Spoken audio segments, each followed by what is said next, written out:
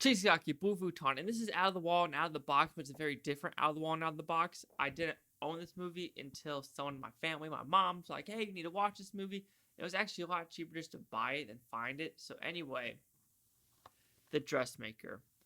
I remember hearing about this movie, but I really had no, oh, it's a movie about dresses. I mean, why would I like it?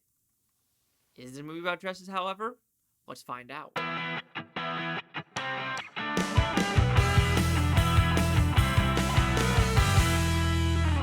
Dressmaker stars Kate Winslet, Judy Davis, Liam Hemsworth, and Hugo Weaving. And what's this about? It's a simple revenge movie with a lot of different elements. So calling it simple revenge is not really what you call it. Anyway, this is about Kate Winslet when she was a girl. Something bad happened to her. Did she kill a boy? And when she did kill this boy, or if she killed this boy, they sent her off because what are you supposed to do? She killed someone. We don't want her part of this town. Well, she comes back 20 years later, figuring out, did she really kill this boy?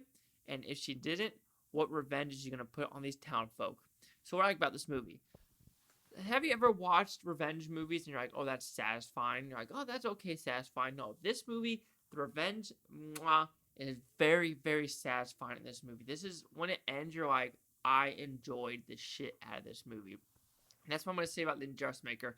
I enjoyed the living poop out of this movie a lot.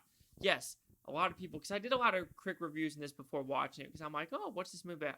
And people say it's too quirky, too weird, too much different tones. And I have to disagree on all of that, except maybe the different tones. The different tones are there for a reason, to put the humor, the violence, and just the revenge aspect, and just the sadness into this story. And it actually works very well. Yeah, the tones, there's hysterical moments with Hugo Weaving. He's hysterical in this movie. The mom, Judy Davis, hysterical in this movie. There's a lot of hysterical, funny scenes in the movie about in a movie theater. And just what Hugo Weaving does and why he likes The Dressmaker so much. Just because he likes the fabric. I'm just going to put it that way. It is absolutely hysterical. But the tone of this movie is very different. It really is. I don't know why it puts people off. Maybe because they just want something very cool, calm, and collective.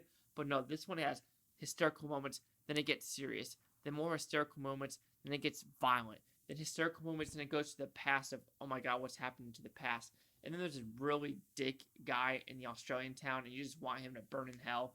And it's very satisfying what happens to him as well. In a very violent, satisfying way. It's like when it happens, you're like, oh, this is happening. But this is very much a mystery revenge movie that I highly recommend. It's very hard to talk about this movie without spoilers because there's a lot going on in this movie. Every single person in this town has a story, and that story, even though it might be a little bit, like it's like maybe 10 minutes, it has something to do with what's going on. Like, there's a random guy that's a hunchback guy and that has his wife having to have a pillow. That has something to do with the whole storyline. And then the girl holding the pillow has something wrong with her hands. So what are they going to do with her hands to make her not hold the pillow or do something in between?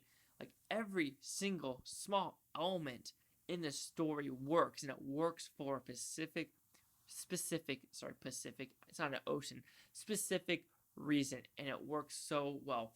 It's just, I also want to read this book now, because the writer and director had to take these specific, it's not an ocean chase, little story elements out of this book and put it into the screenplay. I'm going to guess it wasn't that easy because this seems like a very complex storyline. But the director, she needs to do more stuff. I'm going to give her a shout out. What's her name? Jocelyn Moorhouse. Give her more stuff to do. How she had the camera. This is the elements of like when Kate was golfing and hitting the balls into the town.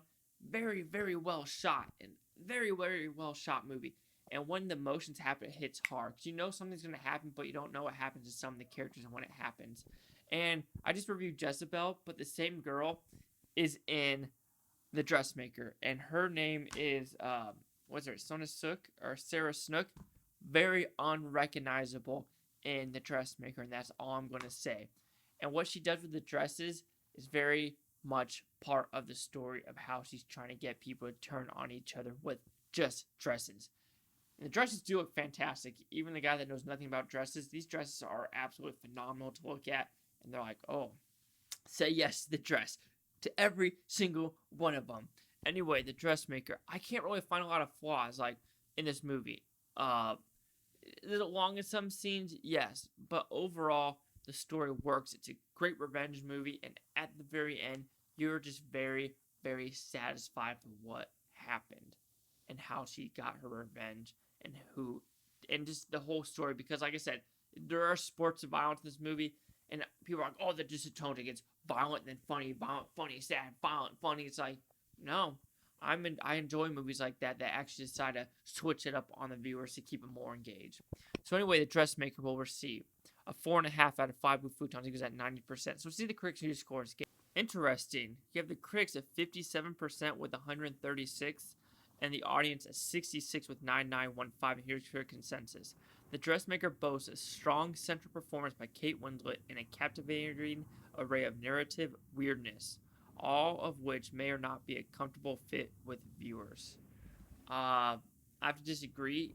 To me, it's a complete comfortable fit, just like the dress she wears, like that red dress Kate Winslet wears, or that black dress, or it's a very comfortable fit. So, do you agree? The 57, the 66, or the 90? Chase out the blue futon. Like, comment, subscribe.